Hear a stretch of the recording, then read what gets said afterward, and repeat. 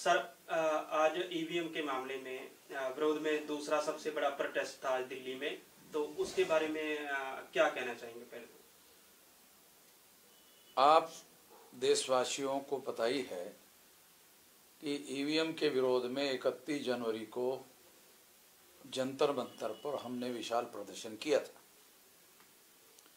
उसके बाद सारे देश भर में ईवीएम के विरोध में लहर चल रही है।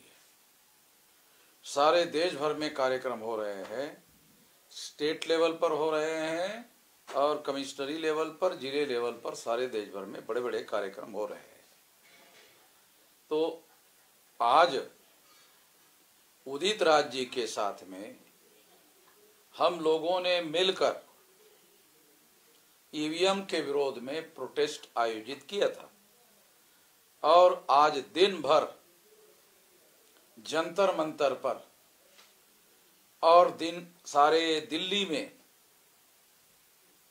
किसानों को घुसने की अनुमति ना होने के बावजूद भी इतने भारी संख्या में सवेरे 11 बजे से लेकर शाम को 5-6 बजे तक लगातार ईवीएम विरोधी आंदोलन चलता रहा, प्रोटेस्ट चलता रहा और इस तरह से ईवीएम का जो प्रोटेस्ट है वो आज राष्ट्रीय इशू हो गया है, नेशनल इशू हो गया है, ऐसा मेरा मानना है। दिल्ली में धारा 144 है लगाई हुई है किसानों की वजह से। किसानों को दिल्ली के अंदर एंटर नहीं होने दिया जा रहा है, उनको बॉर्डर पर ही रोका। पर आपने एक आह्वान किया और लाखों लोगों को ऐसे दिल्ली में बुलाया। क्या सरकार के साथ आपकी कोई मिलीभगत है? ऐसा कुछ लोगों को लगता है। हमारे जो लोग हैं वो सरकार के हम लोगों को, सरकार को बोल देते हैं कि हम लोग जेल में जाने के तैयार है। सरकार लोगों को डराती है कि जेल में डाल देंगे, तो हम पहले ही बोल देते हैं कि हम जेल में जाने के तैयार है। तो सरकार का जो तरीका होता है डराने का, उससे हम डरते नहीं, उनको मालूम है। दूसरा, हम हिंसा करने वाले लोग नहीं है, हम किसी प्रकार का हथियार लेकर नहीं चलते हैं। तो इसलिए सरकार को डंडा चलाना, हथियार चलाना संभव होता नहीं है। इसलिए हमारा आंदोलन हर जगह सफल होता है, ये उसकी वजह है। दूसरी बड़ी बात यह है कि हमारे ऊपर बहुत बड़ी कार्रवाई पुलिस वाले या सरकार के द्वारा इसलिए नहीं करते हैं क्योंकि हमारा जो संगठन है वो 625 जिलों में, 729 जिलों में से 625 जिलों में संगठन फैला हुआ है। 1.5 लाख गांवों में संगठन फैला हुआ है। 4-4.5 हजार तहसीलों में संगठन फैला हुआ है। सरकार इस बात से डरी रहती है कि अगर इनके ऊपर किसी प्रकार की कोई कार्रवाई हुई तो 10 गुना ज्यादा सहानुभूति इनके समर्थन में खड़ी हो जाएगी। वो सहानुभूति हमारे समर्थन में खड़ी ना हो, इस वजह से वो इस तरह से व्यवहार करते हैं। यानी ये हमारे समर्थन में नहीं है, ये हमारे विरोध में है कि अगर वो हमारे विरोध में सख्ती करने का काम करे तो हम तो डरते नहीं है। हमारे पास हथियार है नहीं है, तो इसलिए हथियार बंद आंदोलन हमारा है नहीं है। कानून और संविधान के दायरे में ही हमारा आंदोलन चलता है। इसलिए बदनामी सरकार की होगी, सरकार की होगी तो जनता की सहानुभूति हमारे समर्थन में खड़ी होगी, इससे वो डरते।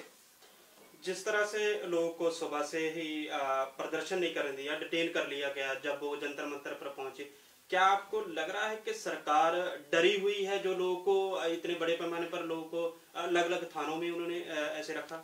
दिल्ली में प्रवेश करने वाले जितने भी रास्ते हैं, सारे रास्ते से हमारे लोग दिल्ली में घुसे, तमाम रास्ते से घुसे और तमाम रास्तों में घुसने के दौरान रोक लगाने की पुलिस वालों ने कोशिश की, मगर पुलिस वालों की बातों को हमारे लोगों ने नहीं माना और उनको हमारे लोगों के द्वारा प्रतिरोध किया गया है। शांतिपूर्ण कानून और संविधान के दायरे में प्रतिरोध किया गया है और ये दिन भर संघर्ष चलता रहा।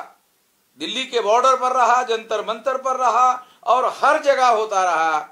और मैं ये कह सकता हूं कि ये प्रतिरोध करने का, ईवीएम के विरोध में आंदोलन करने का ये जो दिन भर आज आंदोलन चला, ये बहुत भारी पैमाने पर सफल हुआ, ऐसा कहा जा सकता है। हम सुबह से रिपोर्टिंग कर रहे थे, जब लोग थाने से बाहर आए, हमने बातचीत की उनसे, तो उनका आरोप है दिल्ली पुलिस ने ना तो उन्हें पानी दिया, ना कोई खाने की व्यवस्था की। क्या पुलिस जब डिटेन करती है पूरा दिन के लिए, तो क्या ऐसा करना उनका हक है? ये मानव अधिकार का उल्लंघन है, ये मानवाधिकार का उल्लंघन है।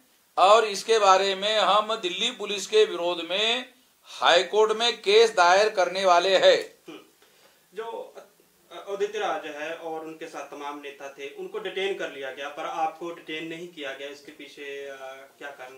उसके पीछे सबसे बड़ा कारण ये है कि मैं दिन भर जो ये आंदोलन था उसको मॉनिटर करने में ही लगा रहा जी।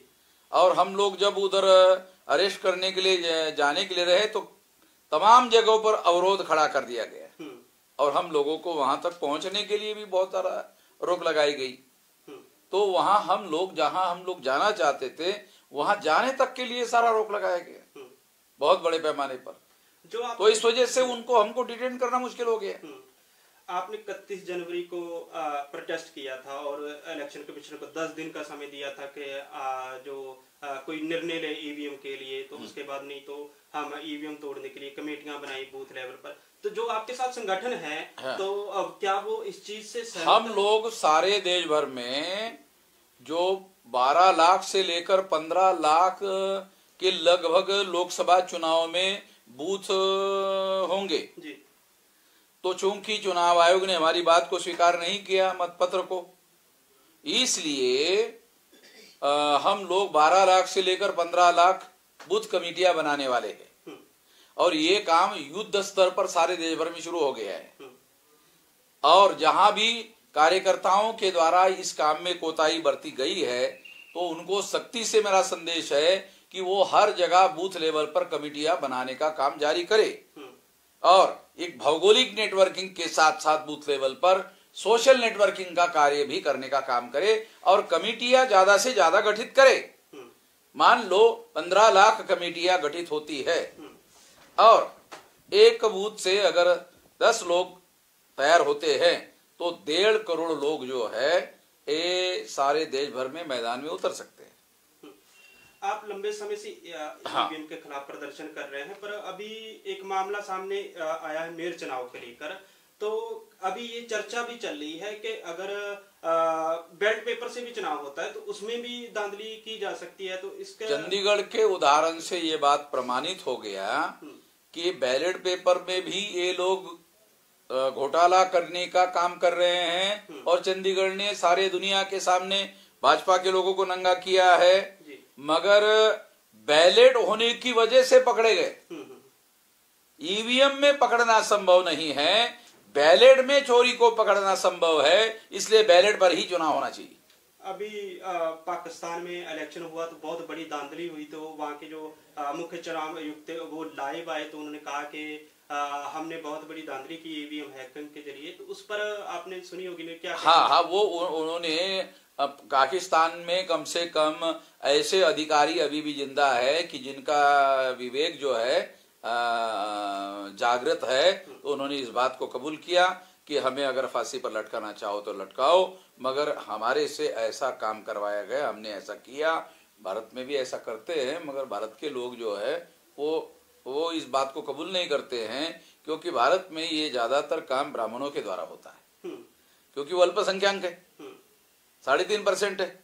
चुनाव जीतने के लिए अपने जाति वोटों के आधार पर वो चुनाव जीत नहीं सकते, इसलिए वो धांधली करके ही चुनाव जीत सकते हैं, इसलिए वो बोलते नहीं है, कबूल नहीं करते जी। तो आज जिस तरह से डिटेन किया गया, क्या आंदोलन को सफल मानते हैं आप? हम लोग तो जेल में जाने के लिए तैयार ही रहते हैं। जेल में जाने से हमें कोई डर नहीं लगता क्योंकि जेल में जाने से आंदोलन जो है वो और ज्यादा मजबूत होता है और आंदोलन करने वाले लोगों का डर समाप्त होता है। तो आगे की किस तरह की लड़ाई रहेगी? अभी हम लोग तैयारी कर रहे हैं 15 लाख बूथों पर ईवीएम फोड़ने की, उसकी तैयारी कर रहे हैं। ईवीएम फोड़ेंगे। ये जंतर मंतर पे हम लोग जो आंदोलन करते हैं ना, तो अभी जंतर मंतर पे आंदोलन करने के लिए वो कर दिया है, पाबंदी लाएंगे। तो हम लोग आंदोलन दूसरी जगह पे कैसे कर सकेंगे जब हमारा संवैधानिक, ये बात भी हम लोग सुप्रीम कोर्ट में लेकर जाएंगे कि जंतर मंतर ये जगह भारत सरकार के द्वारा अलॉट की हुई जगह है, लोकतांत्रिक देश होने की वजह से वहां पर भी आंदोलन करने के लिए अलाउ नहीं करते हैं।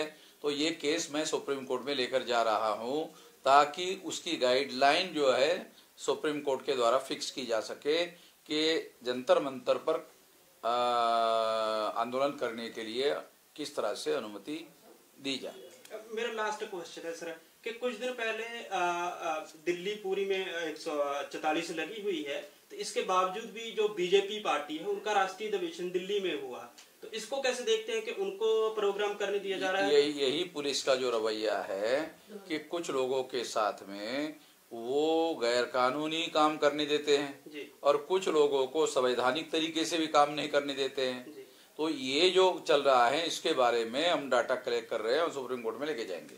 इसके विरोध क्वेश्चन है कि कल हम लोगों ने आपका एक इंटरव्यू सुना है, वहाँ पे कांग्रेस के लोग अभी आपके साथ में थे, डॉक्टर उदित राज जी और दूसरे बहुत सारे मोहम्मद प्राचा सर और दूसरे भी साथी थे, लेकिन कांग्रेस का कहना ये था कि हमारी पर्ची हमारे हाथ में दिया जाए।